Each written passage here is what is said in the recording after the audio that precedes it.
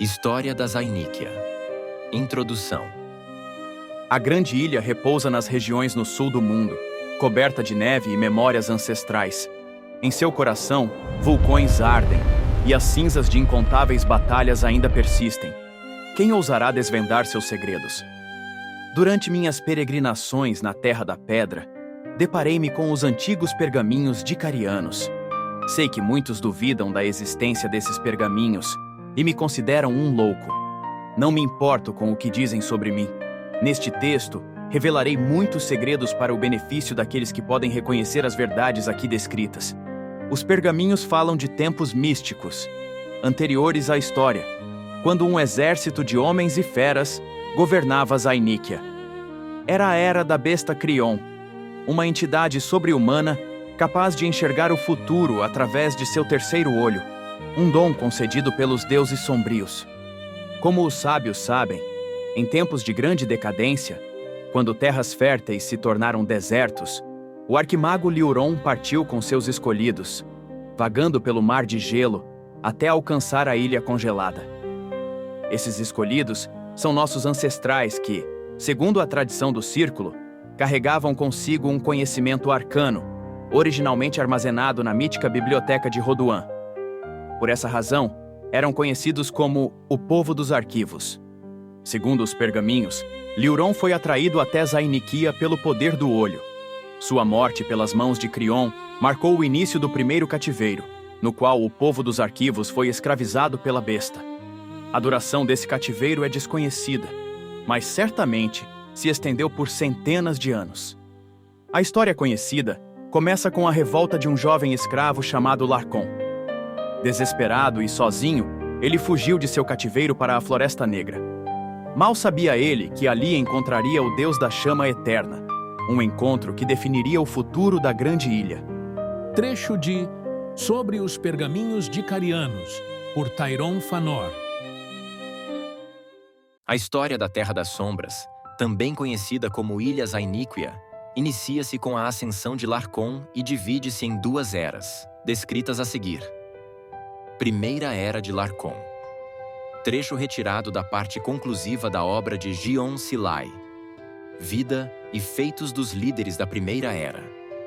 Por tudo que já se abordou nesta obra, até agora mostra-se possível, num esforço de síntese, resumir os principais acontecimentos da Primeira Era ou Terceiro Tempo Ciliarca, na visão dos Filhos do Fogo, da seguinte forma. Ano 1. Ascensão de Larcon. Nosso fundador, inspirado por Nakikar, derrota a besta Crion e assume a liderança do Clã do Sul, que passa a ser conhecido como Filhos do Fogo, os Tyrons. Ano 20. Início da Primeira Guerra entre os Filhos do Fogo e os Filhos do Aço. Larcon, em pessoa, comanda os Filhos do Fogo em sua primeira guerra contra a tribo dos Lamirianos, integrantes do clã de guerreiros conhecido como Dicarianos. Esses homens mostrar-se-iam extremamente ferozes no campo de batalha, de modo que ganharam a alcunha de Filhos do Aço. Ano 30. Fim da Primeira Guerra entre os Filhos do Fogo e os Filhos do Aço. Depois de vitórias e reveses, os Filhos do Fogo conseguiram um acordo vantajoso pelo qual anexavam a região da Lamíria. Ano 70. Morte de Larcon. Aos 92 anos morre o fundador do Império. Esta é, ao menos, a idade que estabelecem as lendas. Ano 100. Início da Segunda Guerra entre os Filhos do Fogo e os Filhos do Aço. No ano de 130, inicia-se a Segunda Dinastia, os Nossilai, com a morte sem herdeiros do último descendente, direto de Larcon, num combate com os Dicarianos que haviam resolvido reconquistar a Lamíria. Encerra-se, assim, a dinastia Larcoena. Ano 140. Fim da Segunda Guerra entre os Filhos do Fogo e os Filhos do Aço. A anexação total da Terra do Aço ocorreu após uma série de embates em que se destacou pelo lado dos Tyrons o grande general Arkar Nossilai, que se tornaria o primeiro Larcon da nova dinastia. Pelo lado dos Dicarianos destacou-se o lendário Vadikar. Ele sempre fora contrário à tentativa de reconquista da Lamíria, mas comandou as tropas com uma competência sem igual. A vantagem numérica dos Tyrons era evidente, de modo que nem mesmo ele pôde evitar a derrota.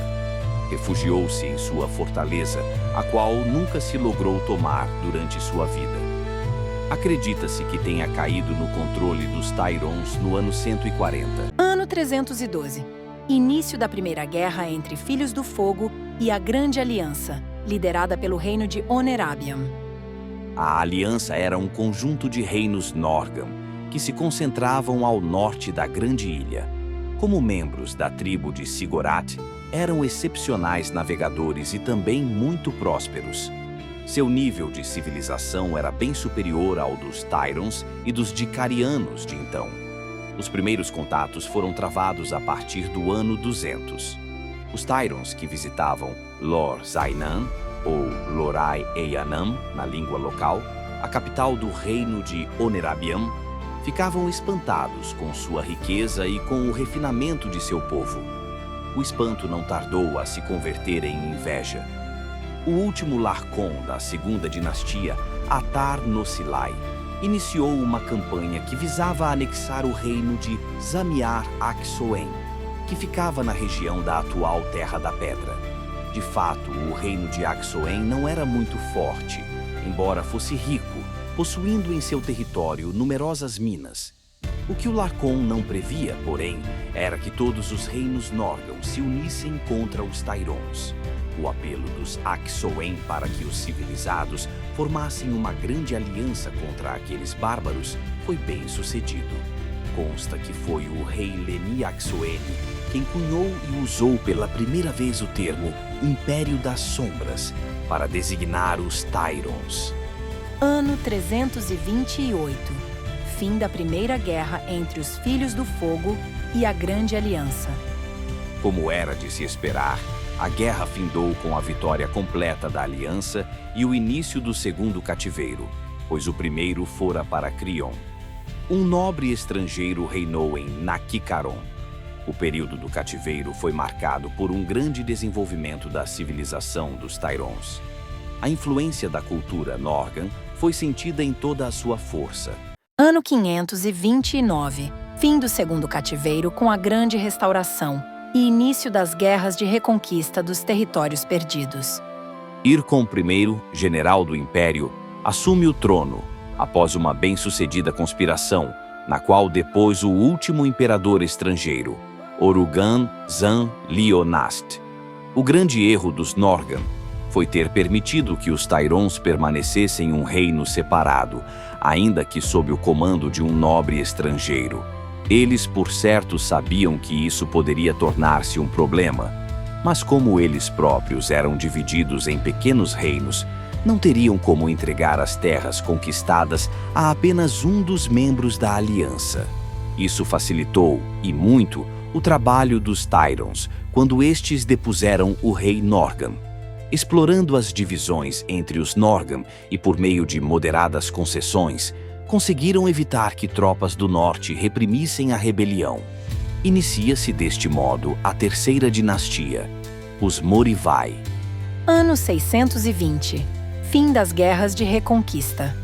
A vitória é dos Filhos do Fogo, que retomam os territórios, anexando inclusive uma parte da atual Terra da Pedra. Desta vez, o reino de Aksoen caiu sob o domínio dos Zainiquiares. Isso só aconteceu porque Ircon III, o Larcon de então, procurou não repetir os erros do passado. Antes de atacar os Aksoen, explorou com sucesso as divisões entre os povos Norgam e costurou alianças com o reino Zamiar-Abiam, sito na região onde hoje se encontra a Terra do Vento. Evitou, assim, a formação de uma nova aliança contra os Tyrons. Ano 713. Ascensão de Narbucar III, o imperador legionário, e início da guerra entre os Filhos do Fogo e a Segunda Aliança.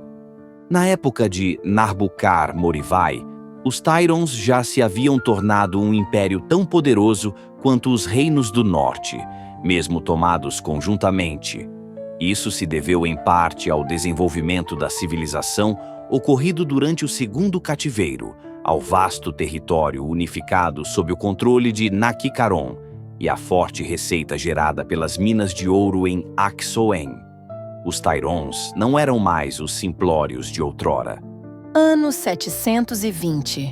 Fim da guerra entre os Filhos do Fogo e a Segunda Aliança. A vitória é dos Filhos do Fogo que anexam as atuais Terra do Vento e o restante da Terra da Pedra. A guerra, porém, não foi nada fácil.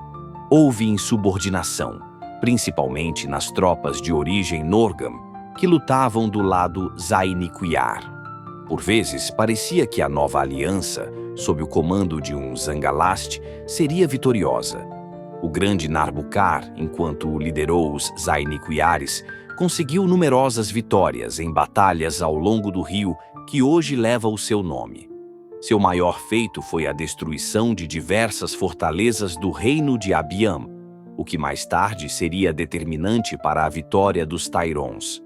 Morreu, porém, na batalha em que foi tomada a Fortaleza do Vento, ano 718. Seu filho, Geron Morivai, mostrou-se um incompetente, de modo que 2 anos após a morte de seu pai, estava acuado em Naki-Caron, cercado pelas tropas inimigas. O general Meroneu Norbest, porém, conseguiu reverter o rumo do conflito contra os Norgam, que no momento crucial pecaram pelo excesso de confiança. Por motivos pessoais, o general destronou o imperador Geron, iniciando a 4ª e última dinastia, os Norbest. Ano 730. Ascensão de Tiuron II, o imperador legislador. O filho de Meroneu entrou para a história como o homem que iniciou uma fase de prosperidade e unidade para o império, ao criar o Conselho de Escaelos. Consta que, quando menino, Tiuron Norbest ficou impressionado com a crueldade de seu pai para com os Norgam. O Larcon tinha escravos dessa etnia e os maltratava terrivelmente. Tiuron, porém, era um profundo admirador da cultura Norgam e compreendia o ressentimento dos reinos do norte. Ao mesmo tempo, estava profundamente intrigado pela obra de um sábio Tairon, de nome Escaelos, que fora perseguido durante sua vida por pregar uma estranha forma de governo. Logo percebeu que o sábio estava correto em suas conclusões e acalentou o desejo de implantar a inusitada solução por ele proposta. Manteve, porém, em segredo seus desejos até a morte do tirano Meroneu. Ano 735. Criação formal do Império das Sombras e dos Clãs e fim da 4ª dinastia, que só teve 2 reis e só durou formalmente 15 anos, embora Tiuron II tenha governado até 773. Tiuron criou os clãs, delimitou seu território e implantou o Conselho de Escaelos. Em 740 ocorre a primeira reunião do Conselho. Nessa reunião, discutiu-se uma série de pormenores e confirmou-se a permanência de Tiuron como Larcon até a sua morte. Ano 810. Início da Terceira Guerra entre os Filhos do Fogo e os remanescentes, ainda não anexados, dos Norgam. Apesar de em menor número, o reino de Onerabion resistiu bravamente durante todo o conflito, chegando a obter numerosas vitórias, sempre tirando proveito do desejo de independência das regiões conquistadas. Provavelmente teria sido bem-sucedido se o conselho não tivesse sido criado. Esse órgão propiciaria a necessária alternância de poder entre as grandes casas e a absoluta igualdade jurídica entre elas. Desta forma, os ímpetos separatistas foram muito minorados. Ano 862. Fim da Terceira Guerra entre os Filhos do Fogo e remanescentes Norgam. O reino de Onerabion é integrado por completo ao Império das Sombras. Lor Zainan passa a ser a capital dos Filhos da Água, que até então eram sediados em Ainog Zainan. Ano 1314. Invasão do Império Ciliano à Cidade do Portal.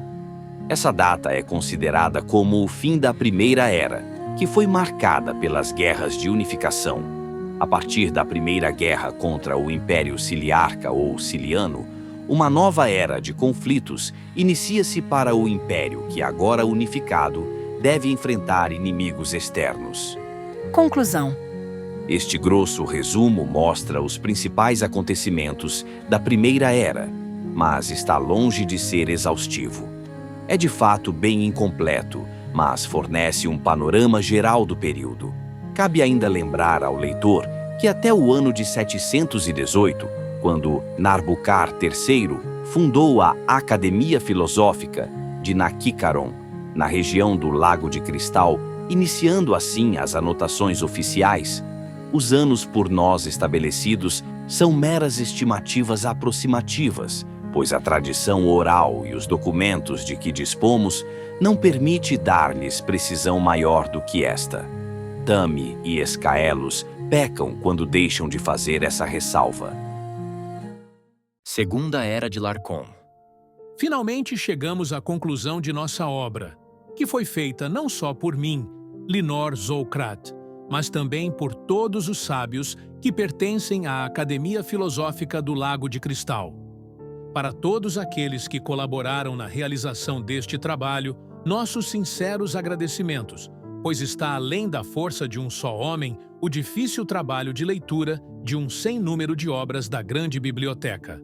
Também seria impossível para uma só alma a seleção do conteúdo relevante dentro dessas obras. É um estudo que pretendeu ser profundo, ainda que incompleto. Resta, finalmente, apresentar uma ou outra ressalva dos autores e um breve apanhado geral dos conteúdos abordados, para que então possamos encerrar. Deve-se justificar o porquê de se ter utilizado durante todo o livro o termo idade em vez de era, como sempre fizeram os autores clássicos, como Silai e Tami. Não é difícil de se entender. Na verdade, nossa história se divide em 3 períodos. Período nebuloso ou primeiro tempo ciliarca. São tempos desconhecidos, em que os Silai, o povo dos arquivos, ainda não tinham migrado para a Terra das Sombras. Este período termina com a grande decadência e a migração do lendário Liurom e seus seguidores para nossa ilha. Período heróico, ou segundo tempo ciliarca. Os Silai chegam à Terra das Sombras e começam a conquistar as terras selvagens. É a época da lenda da besta Crion e da grande escravidão, primeiro cativeiro. Se a lenda é verdadeira ou não, não pode haver conclusão definitiva. O que se pode dizer é que muitos de nós acreditam ser ela apenas um símbolo da conquista das terras selvagens pelos homens. O período heróico termina com a ascensão do primeiro rei dos Filhos do Fogo, Larcom. Período imperial, terceiro tempo ciliarca. É o tempo em que estamos agora, que se caracteriza pela existência do Império das Sombras. Ele se divide em 2 idades: a idade da unificação ou da consolidação, que vai até o ano de 1314, e a idade da união, que é a idade atual, caracterizada pelas guerras externas. Para os clássicos, a idade da união seria a Segunda Era, ou quarto tempo ciliarca. Isso não é verdade, pois não houve uma ruptura como ocorre na passagem de eras. Prova disso é que o tempo continua sendo contado a partir da ascensão de Larcom, e não com um novo marco inicial. Resta apresentarmos a exemplo de Silai, e antes dele de Escaelos e de Ionat, um quadro elucidativo dos principais acontecimentos da segunda idade do período imperial. 1314. Invasão pelo Império Ciliano ou Ciliarca, da cidade do Portal. Início da Primeira Guerra do Império das Sombras com uma potência estrangeira. Na verdade, nessa época, o Império Ciliano estava no auge do seu poder com vastos territórios continentais, embora fosse originalmente insular. Cilion era localizada em uma pequena ilha rochosa, ao sul da Península Oreânica. O pretexto utilizado pela potência estrangeira era de que os Filhos da Água teriam violado o monopólio ciliano no comércio marítimo, instituído unilateralmente no ano de 784. Embora os povos fracos do continente respeitassem esse absurdo monopólio, O Império das Sombras jamais o reconheceu. Os Silianos logo aprenderiam que não poderiam lidar conosco da mesma forma que lidavam com covardes do continente. 1338. Fim da guerra com a vitória do Império das Sombras, que consegue recuperar as terras perdidas. Além disso, temendo a possibilidade de uma tentativa de invasão de cidades silianas na Península Oreânica, o Sinog, título do rei local, concedeu direitos aduaneiros para os senhores da cidade do Portal, que passam a comerciar em Silion. Com isso, os Filhos da Água retiraram-se da guerra, obrigando o imperador Loan Silai a recuar em suas pretensões de invasão. 1341. Revolta do Conselho de Veranor, ou Sínodo Axiano, seita de adoradores do Deus Sol. Na verdade, uma revolta de alguns comerciantes e nobres locais, que, sob o pretexto religioso, pretendiam recuperar os monopólios perdidos. O Sinog acatou as reivindicações pleiteadas, iniciando uma nova crise que eventualmente levaria à Segunda Guerra contra os Silianos. Os Filhos da Água, prejudicados pelo fim de seus privilégios, estavam mais do que dispostos a lutar. Ao Império também interessava a guerra. Entretanto, o imperador agora negava-lhes seu apoio, basicamente em represália pela retirada dos Zangalast no primeiro conflito. 1368. Mas a dívida não foi esquecida, e o Império declarou guerra no ano de 1368, depois que um novo imperador, convenientemente um Zangalast, assumiu o trono. Porém, a superioridade naval do Império Siliano era evidente. Apesar dos esforços de um ascendente Império das Sombras, a invasão de Silion não era viável. O conflito, indefinido, persistiu por muitos anos, o que, aliás, já era excelente para os Filhos da Água, que começaram a trazer produtos diretamente do continente, sem os intermediários silianos, principalmente a partir de Algar, e em menor escala de Tansis e Sibili. 1374 a 1380. O Império Siliano, porém, não assistiria às atividades lucrativas de seus inimigos passivamente. Utilizando-se de seu enorme poder continental, em 1374, conseguiu dissuadir os Algianos a continuarem o comércio com os Zainiquiares, sob ameaça de invasão. O mesmo argumento foi utilizado contra Delon, que controlava Tansis. Esta, porém, demorou mais a ceder, e foi preciso que os Algianos fossem subornados e também pressionassem para que os portos de Tansis se fechassem para a Terra das Sombras. No caso de Sibili, o Sinog não se daria ao trabalho de fazer ameaças. Em 1375, ele invadiu a cidade, dando início à guerra contra uma série de cidades-estado independentes, mas unidas entre si pela língua, pela cultura e pela sua história comum. O que o Sinog não esperava, ou ao menos subestimava, era a reação conjunta de todas elas. Foi mais ou menos o mesmo erro que cometeu o Larcon Atar Nocilai, no ano de 312. A princípio, de 1375 a 1378, o exército baseado em Sibli facilmente avançou, tomando Tadnoki e sitiando Normaki. A reação do norte, porém, foi brutal. Sabe-se que os Trolnakianos consideram-se os únicos civilizados. Reforços vindos a partir da própria Trolnaki, no verão de 1379, obrigaram os silianos a retrocederem. Foram progressivamente expulsos dos territórios conquistados. O Sinog não se conformou e ordenou que seus exércitos continentais marchassem sobre Normaki. Depois de algumas vitórias de ambos os lados, a guerra foi decidida na célebre Batalha do Forte Pironeu, 1380. Os Trolnakianos saíram-se vencedores. Depois desse confronto, a guerra já estava decidida. Menos de um ano se passou até que as cidades de Tadnoki e Sibli fossem libertadas. 1386.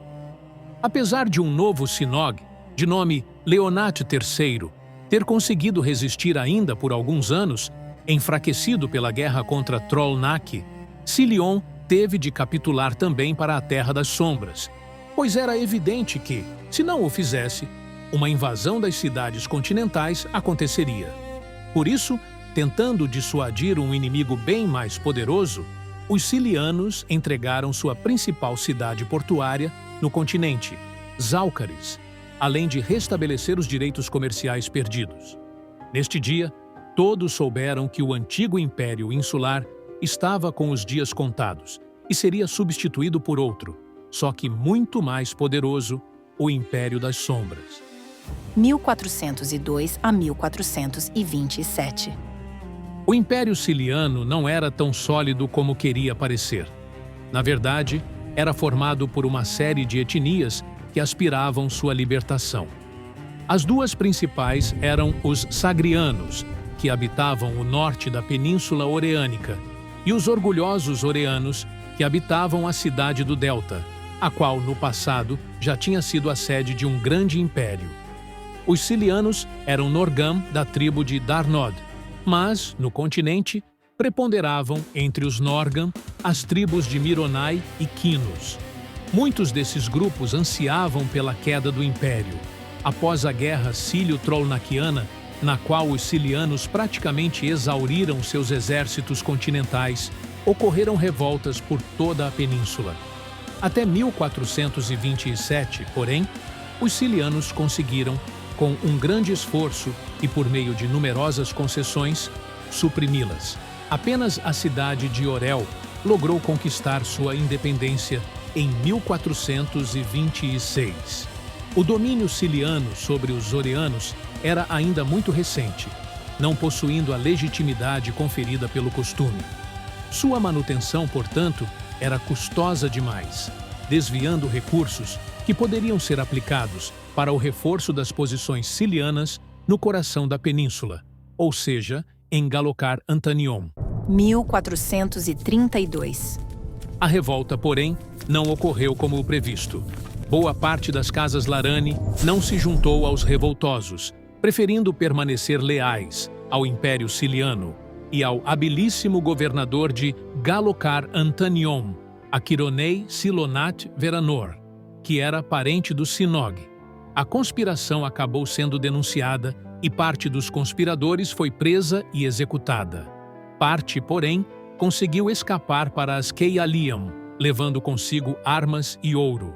Eram liderados por um jovem sagriano de 25 anos, natural de Jarli, chamado Mentonat Alar Sagri. Nas Keialiam, o jovem líder teve contato com os Averonitas, que se diziam remanescentes do antigo clã Trio, fundador de Tritzi-Lakar, que fora perseguido pelos Oreanos. Os Averonitas assim se chamavam porque acreditavam que os Trio eram parte do que restava dos homens de Averonad, que supostamente já habitavam a península desde antes da Grande Decadência. Com eles, se aliou e muito aprendeu. No Império das Sombras, porém, considerou-se que o plano havia fracassado por completo. A única alternativa que parecia possível, apesar de bem mais custosa e difícil, era a intervenção militar direta. Afinal, não se podia entregar na mão de um Larani o trabalho que só um Zainikiar conseguiria fazer. 1432 a 1444. De 1432 a 1438, os revoltosos ganharam terreno.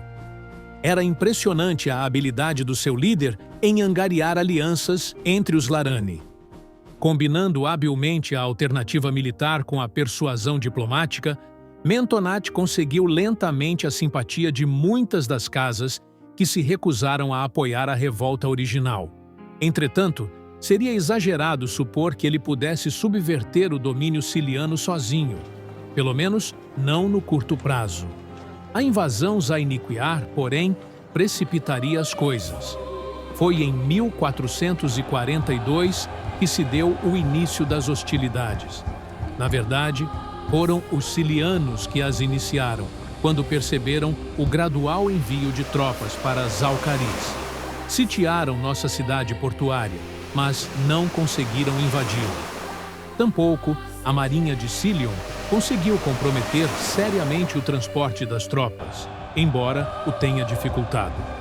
O contra-ataque Zainikiar viria apenas no inverno do ano seguinte, 1443, quando a maior parte das legiões que participariam da guerra já estavam na península. Os cilianos resistiram bravamente, mas o cerco às Alcaris acabou sendo rechaçado no início de 1444. Nesse meio tempo, com o progressivo deslocamento de suas forças para o sul, o poderio de Silion em Galocar-Antanion havia sido seriamente enfraquecido, de modo que os rebeldes poderiam, se quisessem, liderar uma revolta bem-sucedida. Mas não foi exatamente isso que os revoltosos fizeram. Antevendo a completa vitória Zainikiar e a consequente anexação das terras sagrianas pelos invasores, Mentonat encontrou-se com o governador de Galocar-Antanion e, intitulando-se A Voz do Povo Larani, ofereceu o apoio de sua gente aos cilianos, em troca de uma série de concessões. A mais importante delas, o próprio Mentonat seria nomeado o comandante das legiões do norte. O ladino Aquironei Silonat Veranor aceitou sem reservas as condições dos rebeldes. 1445 a 1499. Mentonat reuniu suas forças, compostas parte por sagrianos, parte por averonitas, parte por cilianos, e marchou para o sul. Sob a insígnia do Império Ciliano e com o governador de Galocar-Antanion como seu subordinado, ele defrontou-se com os Zainikiares que sitiavam a fortaleza de Tankara-Zanor. Nossos homens foram surpreendidos. Um ataque de grandes proporções vindo do norte era considerado improvável por nossos generais, que possuíam boas razões para acreditar que os cilianos não teriam mais como dispor de grandes exércitos. Por isso, o inimigo saiu vitorioso e nosso avanço para o norte foi temporariamente suspenso. Os exércitos zainikiares no sul da península, porém, mantinham um domínio inconteste, e sobre eles, Mentonat recusou-se a avançar. Sem o apoio dos nortistas, a lendária Ilha Fortaleza acabou caindo sob nosso controle após uma série de batalhas sangrentas que foram travadas entre a primavera de 1447 e o verão de 1449, culminando com a derrocada final de Silion e a captura do último Sinog, Adornai Silonat Veranor. Nossas forças puderam, então, voltar-se para o norte. O problema é que déramos tempo demais para Mentonat agir. 1450. Quando nossas forças chegaram à margem do Sagrion-Larani, lá encontraram um enorme exército composto não somente de sagrianos e averonitas, mas também de alguianos e orianos. É que Mentonat negociara com esses povos. Prometera a Algar o domínio de Algarianac, cidade alguiana que fora perdida para os cilianos após a Guerra da Grande Aliança, iniciada em 1213, e aos oreanos o seu incondicional apoio para a reconquista da cidade de Tomáxia. Aos Zainikiares, já devidamente dissuadidos de suas intenções belicosas, ele ofereceu o cumprimento dos termos do acordo sigiloso celebrado em Zamiar do Norte, o que interessava sobremaneira a tribo de Quinos, a qual tinha forte influência, à época, sobre os Filhos da Água, que, não se deve esquecer, também são um povo Norgan. Sem dúvida, Mentonat se revelara um adversário formidável. Soubera ceder, quando devia ceder, e lutar quando devia lutar. Sempre foi extremamente maleável, daí ter logrado conseguir o grande Tratado de Zalcares, que redefiniu as fronteiras dos reinos peninsulares, entre outras coisas, reconhecendo a incorporação de parte do sul da Península Oreânica ao Império das Sombras e criando o Império Médio, ou Nova Asságria. Para isso, teve de abrir mão de 4 cidades, mas se não o tivesse feito, ficaria sem nenhuma. Por suas qualidades, ele fora apelidado de Gistonium, nome de uma árvore extremamente maleável e resistente, muito comum no norte da Península Oreânica. Não viveria, porém, para gozar suas conquistas.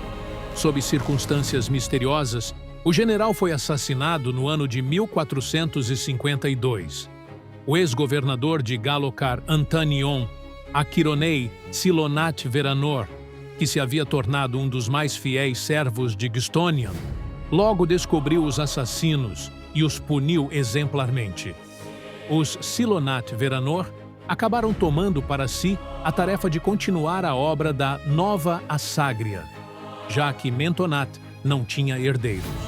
Embora nunca tenham existido evidências concretas, não são poucos os que desconfiam do envolvimento de Achironei na morte do general. 1602. Após a queda do Império Ciliano, um novo período de paz e estabilidade iniciou-se. É que nossas ambições expansionistas não poderiam ser realizadas enquanto os demais reinos peninsulares estivessem dispostos a lutar contra nós em conjunto. Algar, Galocar Antanion, a cidade do Delta e mesmo Delon estavam prontos a se unir contra nós em caso de um ataque a qualquer deles. Visavam, por esse artifício, impedir que o nosso reino ocupasse posição semelhante à do antigo Império Ciliano. Os fracos, assim unidos, ficaram mais fortes, e por um certo tempo a estratégia foi bem sucedida. Entretanto, a ascensão de Lakmorat Garis, em 1602, ao trono de Algar, poria um fim nessa tácita aliança. 1607 a 1609. A princípio, o novo rei de Algar, que assumira com 32 anos de idade, adotaria uma postura muito semelhante à de seus antecessores. Manteve a aliança com os demais reinos peninsulares e, no plano interno, não realizou grandes transformações. Tudo mudaria no ano de 1607, quando ocorreu a questão de Quinos. A Casa de Gares e outras 4 ou 5 famílias da confiança do rei sempre possuíram estreitas relações comerciais e de amizade com os Norgan de Silion, da tribo de Darnod. Isso possibilitou que essas poucas famílias, praticamente desde a época da ascensão do rei Oreano Aloniran Tomax, ano 401, mantivessem o monopólio do comércio em Algar e também do comércio alguiano com outras cidades. O poder da tribo de Darnod, entretanto, estava decaindo rapidamente. Mesmo em Silion, casas pertencentes à tribo de Quinos e nobres Zainiquiares, notadamente os Norgan da tribo de Sigorat, começaram a assumir as posições mais importantes. Esse fato não teria tido maiores consequências, afinal, no fundo, era apenas uma troca de fornecedores, se a tribo de Quinos não escolhesse outros a quem vender, quebrando assim o antigo oligopólio. A reação do rei, a princípio branda, foi se intensificando por pressão das casas prejudicadas pela mudança. Mesmo assim, até 1609, o rei Lakmorat não determinara mais do que uma dúzia de prisões temporárias e a apreensão de alguns estoques de mercadorias ilegais, sem atingir fortemente os novos comerciantes. Ao que parece, o rei era partidário de uma solução negociada, segundo a qual se flexibilizaria o oligopólio, com a inclusão de 5 ou 6 novas casas. Ocorre, porém, que Lakmorat e sua família sofreram um atentado, no qual a rainha faleceu e um de seus filhos, justamente o primogênito, foi gravemente ferido. Após rigorosa investigação, a culpa foi atribuída aos novos comerciantes, os quais, supostamente, estariam tentando criar um equivalente alguiano para o Conselho de Veranor, por sugestão de nomes importantes da tribo de Quinos. A partir daquele momento, a atitude do rei se transformaria radicalmente. 1610 a 1622. Por 5 anos, 1610 a 1615, Lakmorat dedicou-se aos expurgos internos. Perseguiu todas as casas que supostamente poderiam pertencer ao grupo de traidores. Em sua ânsia por sangue, não foram poucos aqueles que foram condenados à morte, e muitos mais tiveram os bens expropriados e foram banidos. Aquele era um tempo em que se praticava em Algar um jogo muito perigoso, em que uma mera delação anônima era muitas vezes suficiente para abrir as portas da ruína e do suplício. O terror desse período é realmente difícil de estimar para quem não o vivenciou. Felizmente, a partir de 1615, embora não julgasse ter eliminado por completo os focos de traição, o rei diminuiu as perseguições, pois passou a concentrar-se em outro objetivo: criar o mais poderoso e bem treinado exército da história da península. Esse feito tomou-lhe 7 anos de cuidadosa e metódica preparação. Nesse meio tempo, passou a ter uma atitude hostil para com outros reinos, em especial para com o Império Médio, Zamiar do Norte, e em menor grau para com Delon. O ódio do rei, na verdade, dirigia-se principalmente contra os Zainiquiares, conquistadores de Silion, mas, por um bom tempo, esforçou-se ao máximo para esconder seus propósitos. 1622 a 1632. No inverno de 1622, o rei Lac-Morat Garis fez uso pela primeira vez de seu bem preparado exército. Pôde finalmente vingar-se dos Norgam, da tribo de Quinos, invadindo a cidade de Zamiar do Norte. A invasão foi rápida. Apenas 2 dias de luta, e o lendário forte da Noventena caía. O Império Médio, antigo aliado de Zamiar, tentou libertar a cidade, mas foi rechaçado naquela que ficou conhecida pelos Larani como a Batalha de Sangue, Taral III, 1623, na qual o exército sagriano foi destroçado. O rei Lac-Morat, sentindo-se encorajado, resolveu invadir o Império Médio. Uma parte do exército alguiano avançou para o nordeste, sitiando Galocar Antanion. Outra parte foi para o sul e investiu contra Tankara Zanor. O Império Médio conseguiu envolver Jarli e a cidade do Delta na guerra, mas não os Delones. As forças da chamada Aliança Trina confrontaram o exército alguiano ao sul do Sagrion-Larani.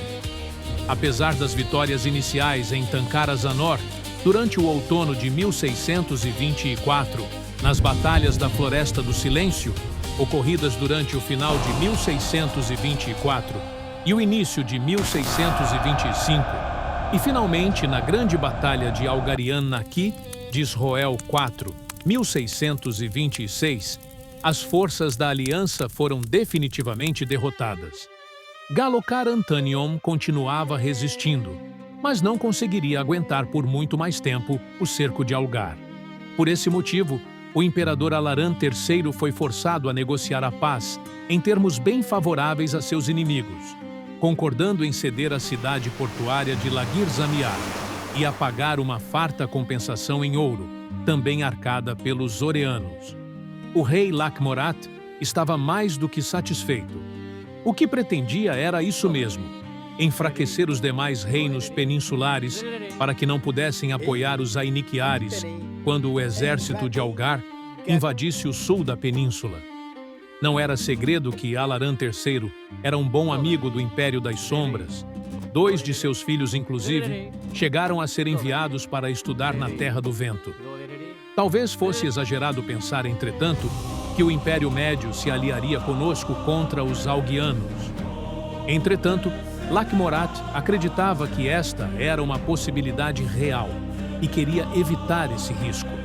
Seu intento foi alcançado, pois, no final da guerra, o Império Médio estava, de fato, enfraquecido demais para nos prestar qualquer apoio.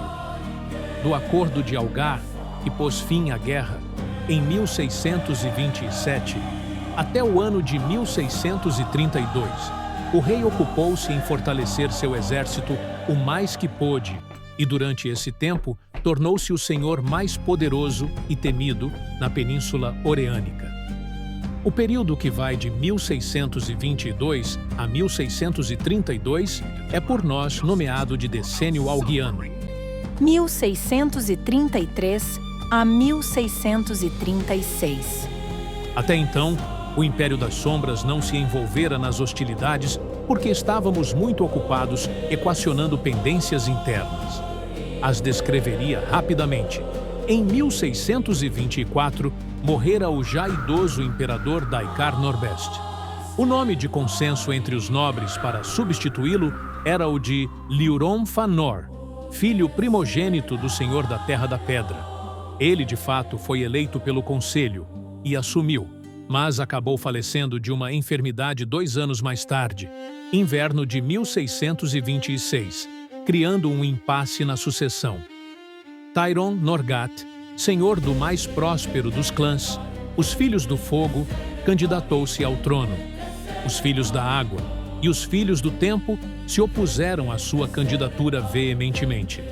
Temiam o poder que os Norgat, a mais rica e poderosa das grandes casas, possuiria caso subisse ao trono.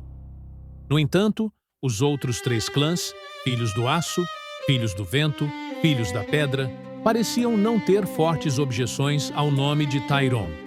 Criou-se um impasse. Embora Tairon pudesse ser eleito, sofreria a oposição direta de 2 clãs poderosos e possivelmente não receberia muito apoio no caso de uma guerra no continente do norte. Mesmo assim, não parecia estar disposto a desistir de suas pretensões. Pela primeira vez desde a criação do Conselho, os dissidentes ameaçaram abertamente não respeitar sua decisão e recorrer às armas. O clima de tensão chegou ao ápice no final de 1627, quando a eleição teria lugar. No último momento, Tairon retirou seu nome e o Conselho nomeou 2 cônsules que governariam até que se encontrasse outro candidato. 1 ano depois, em nova reunião extraordinária, o Conselho de Escaelos aclamaria, por consenso, o velho Naogon Lamir Vonin Linhiarod, senhor da Terra do Aço, como o novo Larcon. Caberia a ele conduzir a guerra na península. No Império das Sombras, estávamos cientes das atividades alguianas e ninguém duvidava de que o exército de Lakmorat acabaria por se voltar contra nós. Por isso, assim que assumiu, o Larcon não tardou a iniciar o transporte de tropas para o continente do norte. Em 1632, nós já nos julgávamos praticamente preparados, mas foram os alguianos que iniciaram as hostilidades. A maior parte de nossas forças estava nas cidades do sul da península, pois acreditávamos que era lá que os alguianos atacariam. Lakmorat, porém, tentou invadir a ilha fortaleza. Uma enorme frota conduziu os exércitos inimigos a Silion. A cidade não estava suficientemente guarnecida para suportar o ataque maciço dos alguianos e foi invadida e incendiada. Depois de fazer o mesmo com Zamiar do Sul, Lakmorat simplesmente retornou com seu exército para a península. Nesse meio tempo, porém, nossas forças continentais avançaram, invadindo Lagir Zamiar, e dividiram-se em 2 grupos. Um rumou para Algar e outro para Algarian Naki, que acabou conquistada. No início de 1633, Zamiar do Norte foi libertada. Nada disso, porém, escapava às maquinações de Lakmorat. O que ele queria era exatamente que nosso exército se dividisse. Desembarcou com suas forças nas proximidades do Lago Salgado e marchou em direção a Algar. Acabou conseguindo romper o cerco, retornando em seguida para as terras Zainiquiares, atacando e destruindo Tritsi-Lakar e Zamiar Intermédia. Zalcares foi sitiada. Tais derrotas causaram escândalo em Naki-Caron e na própria península, pelo banho de sangue que o louco rei alguiano estava promovendo.